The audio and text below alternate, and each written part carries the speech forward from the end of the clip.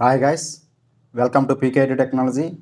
So last క్లాస్లో మనం check vowels or consonants program గురించి డిస్కస్ చేయడం జరిగింది.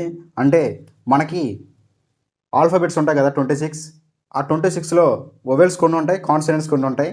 సో మనం ఏదైనా ఒక లెటర్ ఎంటర్ చేస్తే అది వొవెలా లేక కాన్సనెంటా అని అవుట్పుట్ అనేది మనకు వస్తుంది అనమాట. సో ఆ ప్రోగ్రామ్ని ఎలా బిల్డ్ చేయాలో సో ఇంకంతా రాసి లైన్ టు లైన్ ఎగ్జిక్యూషన్ చేయడం జరిగింది.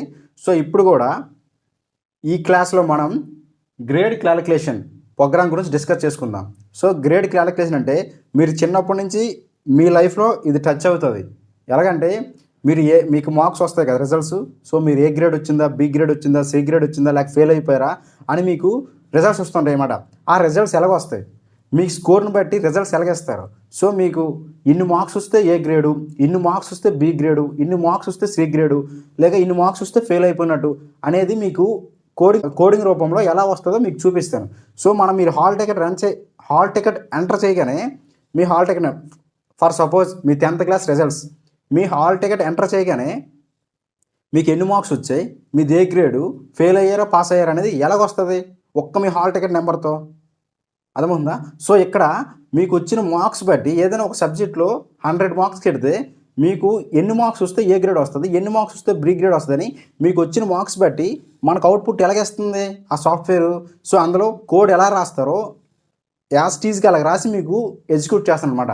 సో ఫస్ట్ మనకు ఏ ప్రోగ్రామింగ్ అయినా మనం బిల్డ్ చేయాలంటే ఫస్ట్ దాని గురించి మనం తెలుసుకోవాలి.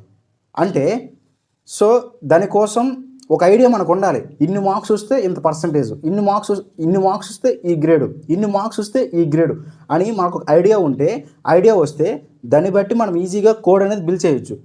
ఆ ప్రోగ్రామింగ్ గురించే మనకు ఐడియా లేకపోతే నువ్వు కోడ్ ఎలా బిల్డ్ చేస్తావు? ఓకేనా? సో ఇన్ని మార్క్స్ వస్తే ఫస్ట్ నువ్వు డిసైడ్ అవ్వాలి. ఇన్ని మార్క్స్కి ఏ గ్రేడు, ఇన్ని మార్క్స్కి బి గ్రేడు, ఇన్ని మార్క్స్ వస్తే ఫెయిల్ అవుతావని నువ్వు ఒక టాలీ చేసుకోవాలి, క్యాలిక్యులేషన్ వేసుకోవాలి. అప్పుడు దానికి ఒక అల్గారిథం బట్టి, ఫ్లో చార్ట్ బట్టి మనం కోడ్ బిల్డ్ చేయాలన్నమాట. సో ఫస్ట్ మీకు ఒక చిన్న ఎగ్జాంపుల్ చెప్తా చూడండి. ఫర్ సపోజ్ ఎక్స్ అనే సబ్జెక్ట్కి సో 90 మార్క్స్ వచ్చాయి 100కి. సో 90 మార్క్స్ వస్తే 90 మార్క్స్ అనేవి ఏ గ్రేడు, అది ఏ గ్రేడా, బి గ్రేడా, సి గ్రేడా, లేక ఫెయిలా, లేక పాసా అని మనకి సాఫ్ట్వేర్ ఎలాగేస్తుంది. మనకి ఆల్ టికెట్ ఎంటర్ చేయగానే పలానా సబ్జెక్ట్లో 9 పాయింట్స్ వచ్చాయి, అది ఏ గ్రేడు, 8 పాయింట్స్ వచ్చాయి, అది బి గ్రేడ్ అని అది ఎలాగా మనకి చెప్తుందో ఫస్ట్ మనం ఒక ఫ్లో చార్ట్లో రాసుకోవాలన్నమాట. సో దానికోసం మనకు ఐడియా రావాలి. ఎలాగా చెప్తా చూడండి. ఫస్ట్ మనం 90 నుంచి 100 మార్క్స్ వస్తే ఏ గ్రేడ్,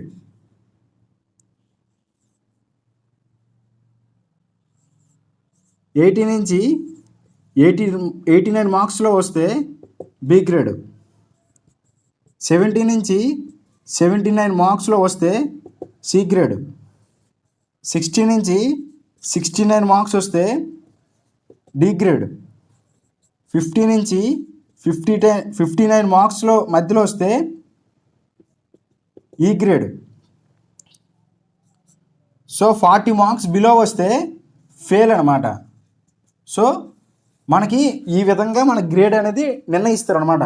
సో ఫస్ట్ మనం గ్రేడ్ పాయింట్స్ అని ఇలా నిర్ణయిస్తాం. 100 మార్క్స్కి గ్రేడ్ అనేది ఇలా నిర్ణయిస్తాం.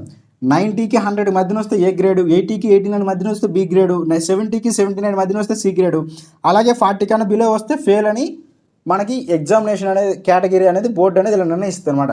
సో దీన్ని బట్టి మనం కోడ్ రాయాలన్నమాట. ఓకేనా? ఫర్ సపోజ్ ఒక సబ్జెక్ట్ ఇంగ్లీష్ అనే సబ్జెక్ట్లో 100 మార్క్స్కి 90 మార్క్స్ వచ్చాయి. అప్పుడు ఏమవుతుంది, ఆ సబ్జెక్ట్ ఏ గ్రేడ్ వచ్చినట్టు. ఇన్ కేస్ 80 మార్క్స్ వచ్చాయి, ఆ సబ్జెక్ట్ ఏమవుతుంది, బి గ్రేడ్. ఇన్ కేస్ 35 వచ్చాయి, ఆ సబ్జెక్ట్ ఏమవుతుంది, ఫెయిల్ అయిపోతుంది. బిలో 40 వస్తే ఏమి ఫెయిల్ కదా ఆ సబ్జెక్ట్. సో మనకు ఒక ఐడియా వచ్చింది కదా. దీన్ని బట్టి కోడ్ ఎలా బిల్డ్ చేయాలో మీకు లైన్ టు లైన్ రాసి ఎగ్జిక్యూషన్ చేసి చూపిస్తాను. ఓకేనా? సో అందరూ కూడా ఎండ్ వరకు చూడండి.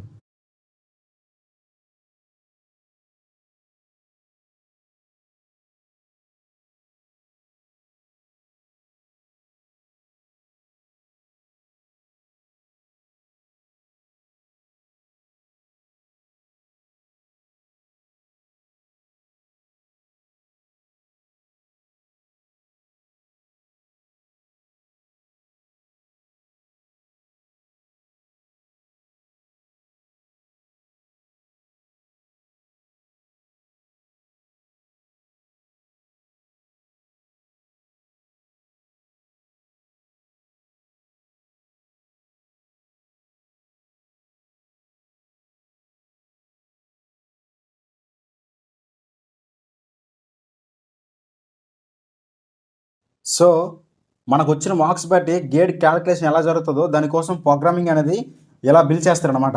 సో ఇప్పుడు ఇది మీకు లైన్ టు లైన్ ఎగ్జిక్యూషన్ చేసి చూపిస్తాను, ఓకేనా. సో అందరూ కూడా వినండి, ఓకేనా. ఎక్కడా కూడా మిస్ అయ్యొద్దు, ఎండ్ వరకు చూడండి. ఈ ప్రోగ్రామ్ మొత్తం ఎలా ఎగ్జిక్యూట్ అవుతుందో మీకు లైన్ టు లైన్ ఎగ్జిక్యూషన్ చూపిస్తాను.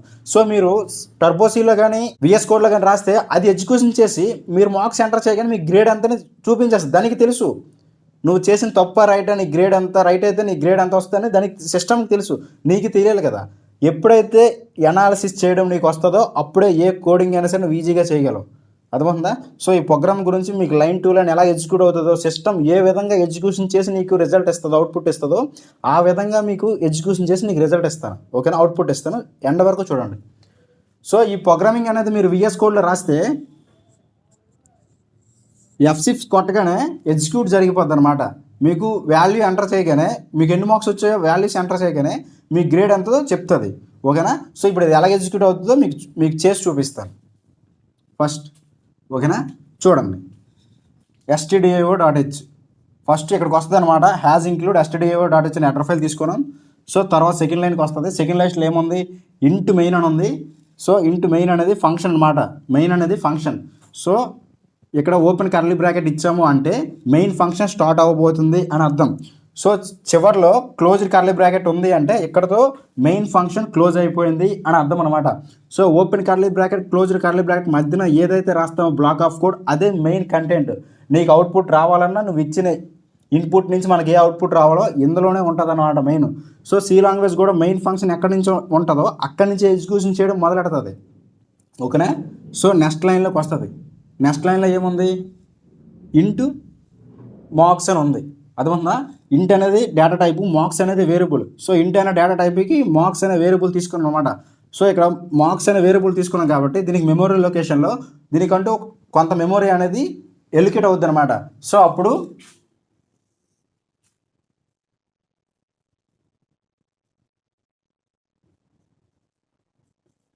సో మార్క్స్ అనే వేరియబుల్కి మెమొరీ లొకేషన్లో కొంత మెమొరీ అనేది ఎలికేట్ అయ్యింది. సో దాని అడ్రస్ వచ్చేసి 1000 అనమాట. ఇందులో గార్బేజ్ వాల్యూ ఉంటుంది.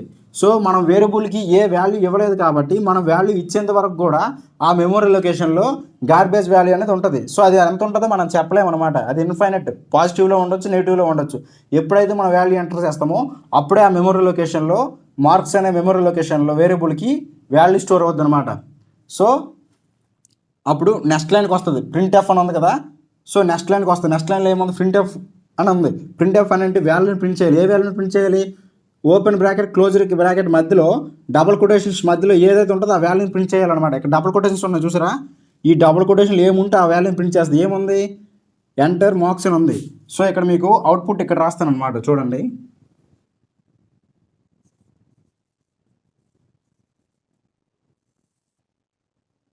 సో మీకు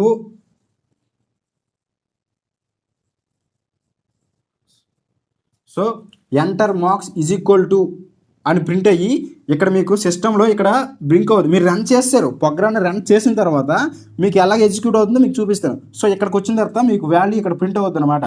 ఎంటర్ మార్క్స్ ప్రింట్ ఆఫ్కి వచ్చిన తర్వాత ఎంటర్ మార్క్స్ అని ప్రింట్ అయ్యి ఇక్కడ కర్సర్ మీకు బ్లింక్ అవుతూ ఉంటుంది. ఎందుకు, నెక్స్ట్ లైన్లో ఏముంది, స్కాన్ఎఫ్ ఉంది. స్కాన్ఎఫ్ పని ఏంటి, మీరు స్కాన్ఎఫ్ ఇచ్చారంటే రన్ టైంలో డేటాను రీడ్ చేసుకోవాలి, రన్ టైంలో డేటా ఇవ్వాలి అనేది. ఇక్కడ ఏ డేటా ఇస్తాను, మార్క్స్ ఇస్తాను, ఏదో ఒక సబ్జెక్ట్ మార్క్స్ ఇస్తాను. సో ఇక్కడ మార్క్స్ డేటాని రీడ్ చేసుకుంటుంది. స్కాన్ఎఫ్ అంటే ఏంటి, to read the data on console in run time. Run టైంలో డేటాను రీడ్ చేసుకోవడమే స్కాన్ఎఫ్ యొక్క పని. సో ఇక్కడ రన్ అయిపోయింది కదా, ఇక్కడ నువ్వు వాల్యూ ఇవ్వాలి కదా. మరి స్కాన్ఎఫ్కి ఏ వాల్యూ ఇవ్వాలి, మార్క్స్ వాల్యూ ఇవ్వాలి. సో నువ్వు స్కాన్ఎఫ్ ఉపయోగించావంటే వేరియబుల్కి ముందున ఎండ్ అనే సింబల్ యూజ్ చేయాలన్నమాట. సో నువ్వు మార్క్స్లో డేటా ఎంటర్ చేయగానే ఈ %ఇలా స్టోర్ అవుద్ది అనమాట. సో ఫర్ సపోజ్ నువ్వు మార్క్స్ అనే వేరియబుల్కి 75 మార్క్స్ ఇచ్చావు, నీకు ఎక్స్ అనే సబ్జెక్ట్కి 75 మార్క్స్ వచ్చాయి. సో 75 మార్క్స్ ఇవ్వగానే ఈ వాల్యూ అనేది %ఈలోకి వచ్చి ఇందులో స్టోర్ అవుద్ది అనమాట, మెమొరీ లొకేషన్లో స్టోర్ అవుద్ది. అప్పుడు ఇక్కడ నీకు 75 అని అవుట్పుట్లో 75 అని ప్రింట్ అవుద్ది అనమాట. సో నెక్స్ట్ లైన్లోకి వస్తావు. నెక్స్ట్ లైన్లో ఏముంది, ఇఫ్ కండిషన్ ఉంది. ఇఫ్ కండిషన్ చెక్ చేయాలి కదా. మరి ఇఫ్ కండిషన్ ఏముంది, marks greater than equals to 90 and operator ఉపయోగించే and marks less than equal to 100. So and operator పని ఏంటి, ఎండ్ ఆపరేటర్ పని ఏంటి, రైట్ సైడ్ ఉన్న కండిషన్ ట్రూ అవ్వాలి, లెఫ్ట్ సైడ్ ఉన్న కండిషన్ ట్రూ అవ్వాలి. ఈ రెండింటిలో ఏ కండిషన్ ఫెయిల్ అయినా సరే ఈ ఆపరేటర్ అనేది ఎగ్జిక్యూట్ అవ్వదు. ఈ రెండు కండిషన్లు ఫాల్స్ అయినా సరే ఈ ఆపరేటర్ అనేది ఎగ్జిక్యూట్ అవ్వదు. సో ఈ ఎండ్ ఆపరేటర్ ఎగ్జిక్యూట్ అవ్వాలి అంటే మాత్రం ఖచ్చితంగా రైట్ సైడ్ కండిషన్ ట్రూ అవ్వాలి, లెఫ్ట్ సైడ్ కండిషన్ ట్రూ అవ్వాలి. ఓకేనా?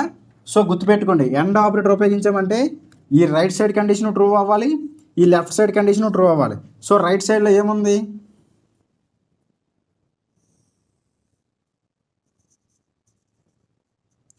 Marks greater than equals to 90 and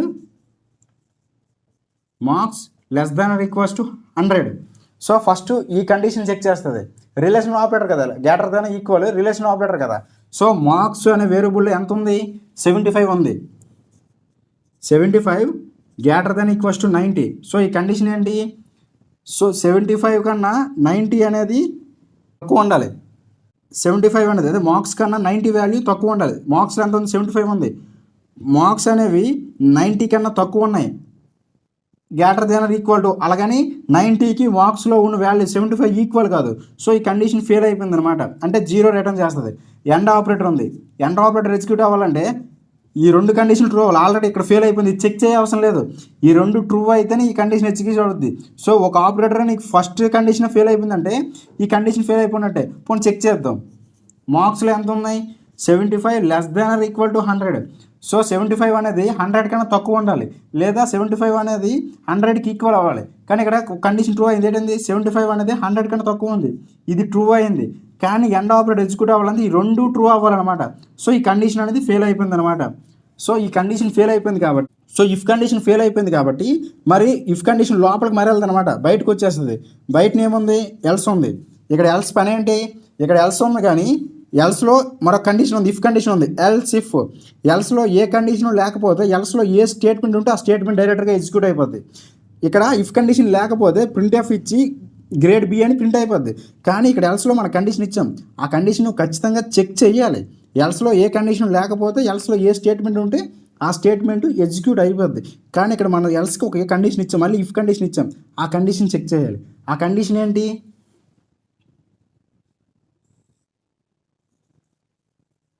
marks greater than equals to 80. So marks greater than equals to 80. Marks వేరియబుల్లో ఉన్న డేటా 80 కన్నా ఎక్కువ అవ్వాలంట. మార్క్స్లో ఎంత ఉంది? 75 ఉంది. So greater than equals to 80. So condition ఏమైంది? ఫాల్స్ అయిపోయింది. ఎందుకు? 75 అనేది 80 కన్నా ఎక్కువ కాదు కదా, 80 కన్నా తక్కువ కదా. సో అలాగని 75 అనేది 80కి ఈక్వలా ఆర్ ఈక్వల్ అన్నాడు కదా. సో ఈక్వల్ అయినా పర్లేదు, ఎక్కువైనా పర్లేదు, కానీ 75 అనేది దేనికి సమానం కాదనమాట. సో కండిషన్ ఫెయిల్ అయిపోయింది కాబట్టి 0 రిటర్న్ చేసింది. సో ఇక్కడ ఎల్సిఫ్ కూడా ఫెయిల్ అయిపోయింది అనమాట. ఎల్సిఫ్ ఫెయిల్ అయిపోయింది కాబట్టి ఎల్సిఫ్ లోపలికి మరి వెళ్దు. సో నెక్స్ట్ ఎల్స్లోకి వస్తుంది అనమాట. ఎప్పుడైతే కండిషన్ ట్రూ అవుతుందో అప్పుడే లోపలికి వెళ్తుంది. ఇక్కడ ఇఫ్ కండిషన్ ఫెయిల్ అయిపోయింది కాబట్టి నెక్స్ట్ ఎల్స్లోకి వచ్చింది. ఇఫ్ కండిషన్ ట్రూ అయితే ఇఫ్ కండిషన్ లోపలికి వెళ్తుంది. ఇక్కడ ఎల్సిఫ్ కూడా ఫెయిల్ అయిపోయింది కాబట్టి లోపలికి మరి వెళ్తుంది, బయటకు వస్తుంది. నెక్స్ట్లో కూడా ఏముంది? ఎల్సిఫ్ ఉంది. ఎల్సిఫ్ ఉందంటే ఇక్కడ ఎల్స్లో కూడా కండిషన్ ఇచ్చాం. ఎల్స్లో కండిషన్ లేకపోతే ఎల్స్లో ఏ స్టేట్మెంట్ ఉంటే ఆ స్టేట్మెంట్ ఎగ్జిక్యూట్ అవుతుంది. ఇక్కడ ఎల్స్లో కండిషన్ ఉంది కాబట్టి ఈ కండిషన్ చెక్ చేస్తాయి. ఈ కండిషన్ ఏంటి? Marks greater than equals to 70.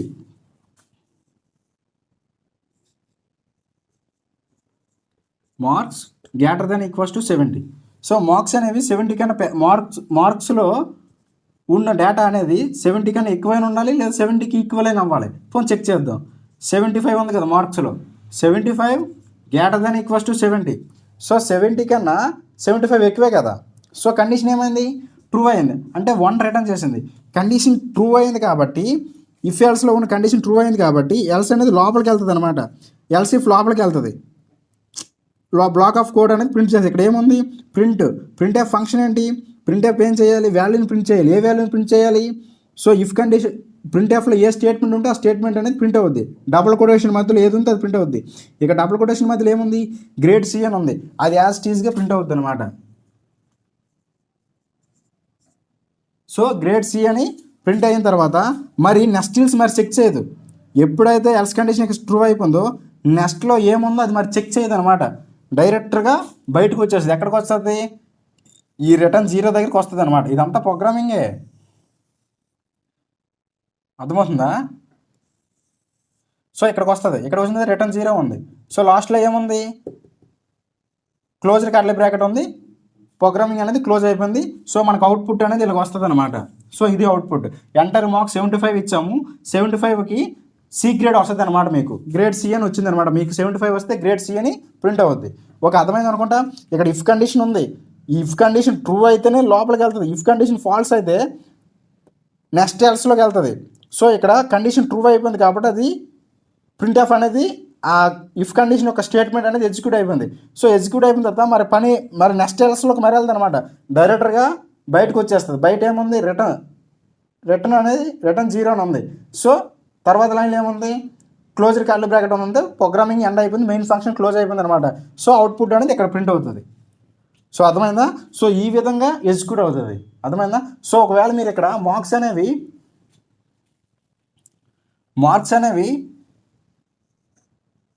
95 ఇచ్చారు అనుకోండి.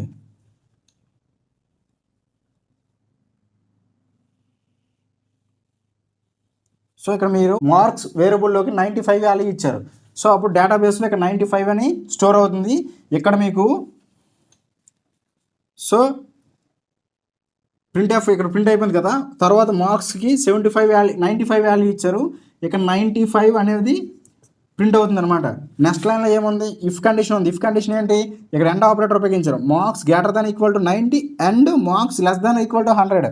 సో ఆ కండిషన్ చెక్ చేయాలి. ఆ కండిషన్ ఇదే కదా, చెక్ చేయండి. మరి మార్క్స్ ఎంత, 95, greater than equal to 90. So ఈ కండిషన్ ఏంటి, మార్క్స్ అనేవి 90 కన్నా ఎక్కువ అవ్వాలి లేదా 90కి ఈక్వల్ అవ్వాలి. కానీ ఇక్కడ ఏమైంది, 90 కన్నా ఎక్కువైంది కదా. సో 95 అనేది 90 కన్నా ఎక్కువే కదా. సో కండిషన్ ఇది ట్రూ అయింది అనమాట. సో ఎండ్ ఆపరేటర్ ఉపయోగించారు. ఎండ్ ఆపరేటర్ పని ఏంటి, left side condition right side condition true అయితేనే ఎండ్ ఆపరేటర్ ఎగ్జిక్యూట్ అవుతుంది. So right side condition check చేసాం, మరి లెఫ్ట్ సైడ్ కండిషన్ చెక్ చేసాం, ట్రూ అయింది. మరి రైట్ సైడ్ కండిషన్ ట్రూ అయిందో ఫాల్స్ అని చెక్ చేయాలి కదా. చెక్ చేయండి. మరి 95 greater than less than or equal to 100. So 95 అనేది 100 కన్నా తక్కువే కదా. సో కండిషన్ ఏమైంది, ట్రూ అయింది. సో కండిషన్ ట్రూ అయింది కాబట్టి ఎండ్ ఆపరేటర్ అనేది ఎగ్జిక్యూట్ అవుతుంది. సో ఇక్కడ ఇఫ్ కండిషన్ ట్రూ అయింది కాబట్టి, సో ఇక్కడ ఇఫ్ కండిషన్ ట్రూ అయిపోయింది కాబట్టి ఇఫ్ కండిషన్ లోపలికి వెళ్తుంది. ఇఫ్ కండిషన్ లోపల ఏముంది, ప్రింట్ ఆఫ్ ఫంక్షన్ ఉంది. ప్రింట్ ఆఫ్ ఫంక్షన్ పని అంటే వాల్యూని రీడ్ చేయాలి.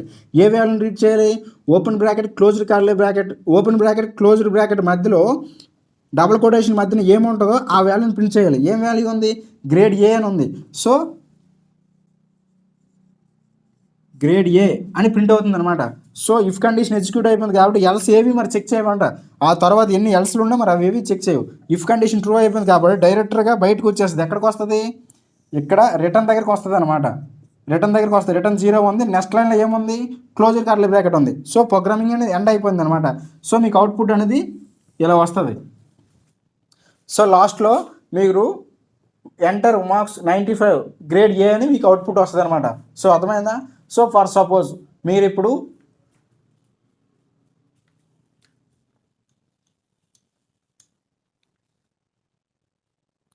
నెక్స్ట్ ఎగ్జాంపుల్ చూడండి. సో 2 ఎగ్జాంపుల్స్ చెప్పాను. 90 మార్క్స్ వచ్చిందని చెప్పాను, 75 మార్క్స్ వచ్చిందని చెప్పాను. ఇప్పుడు 40 కన్నా బిలో వస్తే ఇక్కడ ప్రింట్ ఆఫ్ ఫంక్షన్ ఉంది. మెయిన్ ఫంక్షన్ స్టార్ట్ అయిపోయింది, ఇంటి మెయిన్ వేరియబుల్ క్రియేట్ చేసాం. సో నెక్స్ట్ లైన్కి వచ్చాం, ప్రింట్ ఆఫ్ ఫంక్షన్ ఉంది. ప్రింట్ ఆఫ్ ఫంక్షన్ అంటే వాల్యూని ప్రింట్ చేయాలి. ఏ వాల్యూని, ఓపెన్ బ్రాకెట్ క్లోజ్డ్ బ్రాకెట్ మధ్యలో ఉన్న వాల్యూని ప్రింట్ చేయాలి. సో ఇక్కడ ఎంటర్ ఏ మార్క్స్ అనే వాల్యూ ప్రింట్ అయిపోయింది. ఇక్కడ కర్సర్ బ్లింక్ అవుతూ ఉంటుంది అనమాట. సో నెక్స్ట్ లైన్లోకి వస్తాం. నెక్స్ట్ లైన్లో ఏముంది, స్కాన్ ఆఫ్ ఉంది. స్కాన్ ఆఫ్ ఇచ్చాం కాబట్టి ఇక్కడ కర్సర్ బ్లింక్ అవుతుంది. వాల్యూ ఇచ్చేంత వరకు అక్కడ కర్సర్ బ్లింక్ అవుతుంది. ఎందుకు, స్కాన్ ఆఫ్ ఇచ్చాం కాబట్టి. నెక్స్ట్ లైన్లో స్కాన్ ఆఫ్ పని ఏంటి, to read the data on console in run time. Run టైంలో డేటాను రీడ్ చేసుకోవడమే స్కాన్ ఆఫ్ యొక్క పని. ఏ డేటాను రీడ్ చేస్తుంది, మార్క్స్ వేరియబుల్కి డేటాను ఇవ్వాలి కాబట్టి మార్క్స్ యొక్క డేటాను రీడ్ చేస్తుంది. మార్క్స్ డేటా రీడ్ చేయాలంటే స్కాన్ ఆఫ్లో మార్క్స్ అనే వేరియబుల్ ముందు ఎండ్ ఆపరేటర్ ఉపయోగించాలి. ఇచ్చిన మార్క్స్ వాల్యూ అనేది, మార్క్స్కి ఇచ్చిన వాల్యూ అనేది ఈ పర్సంటేజ్లో స్టోర్ అవుతుంది. ఫర్ సపోజ్ మీరు మార్క్స్కి 35 వాల్యూ ఇచ్చారు అనుకోండి. ఆ 35 అనేది ముందు డేటా లొకేషన్లో, మెమొరీ లొకేషన్లో స్టోర్ అవుతుంది. స్టోర్ అయిన తర్వాత అవుట్పుట్లో ప్రింట్ అవుతుంది అనమాట. 35 అని ప్రింట్ అయిన తర్వాత నెక్స్ట్ లైన్కి వస్తుంది. నెక్స్ట్ లైన్లో ఏముంది, ఇఫ్ కండిషన్ ఉంది. మరి ఇఫ్ కండిషన్ చెక్ చేయాలి కదా. మరి చెక్ చేయండి ఒకసారి. ఇఫ్ కండిషన్ ఇదే కదా. ఎంత మార్క్స్ ఎంత ఉంది, 35 ఉంది. గ్రేటర్ దెన్ ఈక్వల్స్ టు 90 ఉంది. అండ్ ఇక్కడ 35.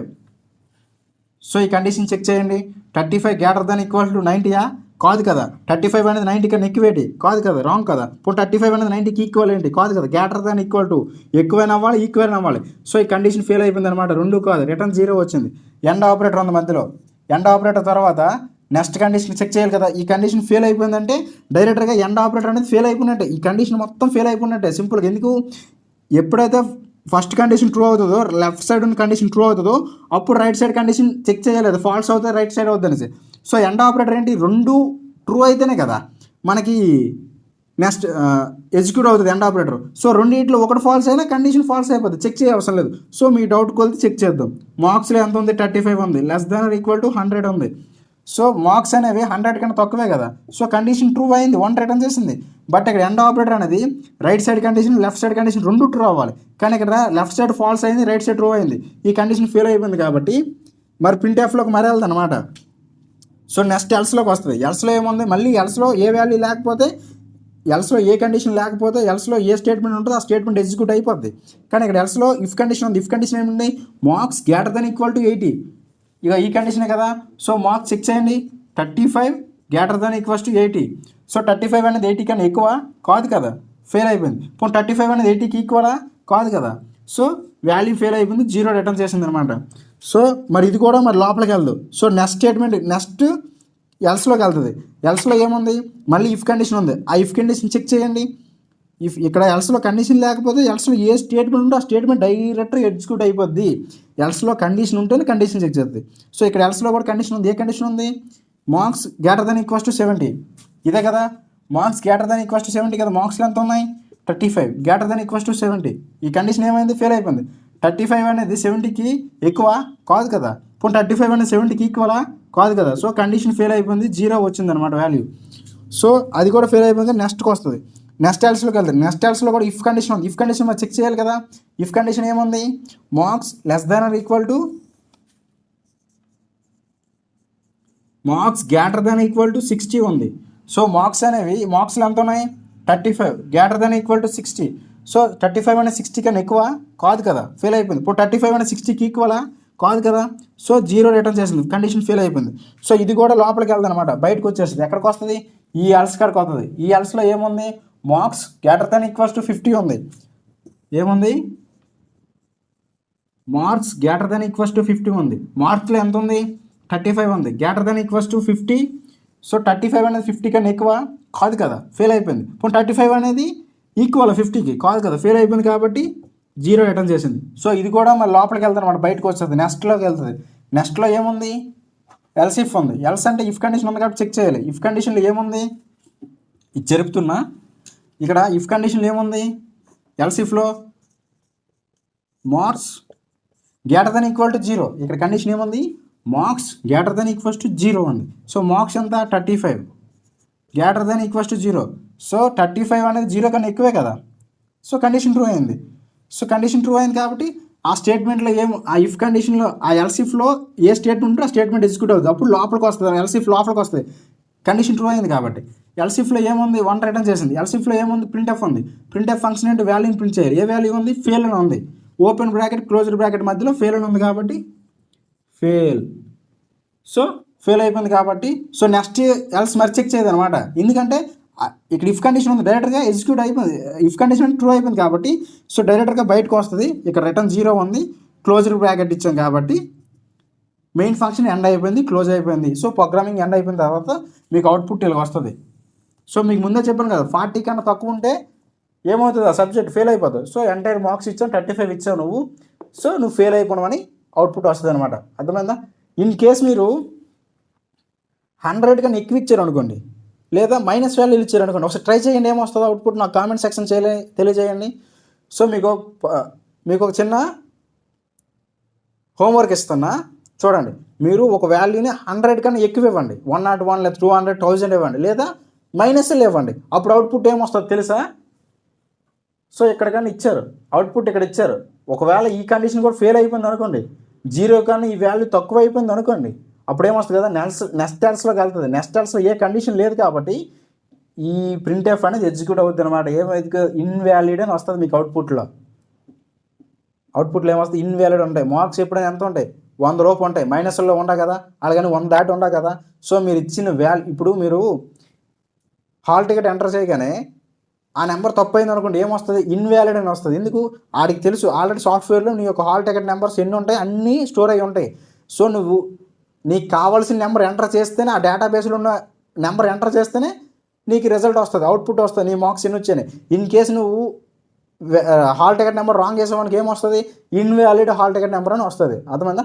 అలాగే 100 కన్నా ఎక్కువ ఇచ్చినా లేదా మైనస్ వాల్యూస్ ఇచ్చినా సరే నీకు ఇన్వాలిడ్ అని వస్తుంది అనమాట ఇక్కడ. ఓకేనా? ఒకసారి మీరు ట్రై చేసి మీరు ఇచ్చిన ఏ ఎగ్జాంపుల్ ఇచ్చారు నెంబర్ తీసుకున్నారో నాకు కామెంట్ సెక్షన్లో తెలియజేయండి. సో ఓకేనా? సో ఈ విధంగా గ్రేడ్ క్యాలిక్యులేషన్ అనేది జరుగుతుంది అనమాట కోడింగ్లో.